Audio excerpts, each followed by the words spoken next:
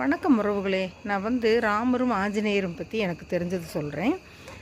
ராமருக்கு ஆஞ்சநேயர் அதிகமாக சேவை செஞ்சிட்ருப்பாராம். 24 மணி நேரம் ராமருக்கு எதை சேவை செய்வாராம். அப்போ சீதாதேவி லக்ஷ்மணன் கூட இருந்தவங்கெல்லாம் பார்த்துட்டு ஒரு நாளைக்கு நம்மளும் ராமருக்கு சேவகம் செய்யலாம் அப்படின்னு சொல்லிட்டு ராமர்கிட்ட போய் இன்றைக்கி ஒரு நாளைக்கு ஆஞ்சநேயருக்கு லீவ் விட்டுருங்க, நாங்கள் உங்களுக்கு பணிவிட செய்கிறோன்னு சொன்னாங்களாம். அதுக்கு ராமரும் சரின்னு ஒத்துக்கிட்டு ஆஞ்சநேயருக்கு லீவ் விட்டுட்டாராம். அப்புறம் அந்த அன்னைக்கு எல்லாம் நல்லா பண்ணுறாங்க, ஓடி ஓடி ரொம்ப சேவகம். சீதாதேவி லக்ஷ்மணன் கூட இருக்கிற தம்பிக்கு எல்லோரும் நல்லா பண்ணுறாங்க. திடீர்னு அவர் வாயை ஆனவர் அப்படியே வச்சே நின்றுட்டுருக்கிறாரு. இவங்க என்ன பண்ணினாலும் மூட முடியல ராமரோட வாயை. என்ன பண்ணுறதுனே தெரியாமல் ஆஞ்சநேயரை கூப்பிட்டோன்னே ஆஞ்சநேயர் இப்படின்னு ஒரு சொடக்கு போட்டார். சொடக்கு போட்டோன்னே திடீர்னு சொல்லி கண்ணை வாயை மூடி கண்ணை முழிச்சிட்டாராம்மா ராமர்.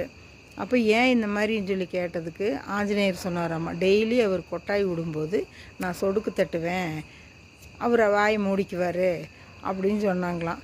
அதில் அந்த பழக்கம்தான் நம்ம பார்த்திங்கன்னா பெரியவங்கள்லாம் கொட்டாய் விடும்போது இப்படிம்பாங்க, அப்புறம் ஆம்பாங்க, ஏதாவது ஒன்று சொடுக்கு தட்டுவாங்க.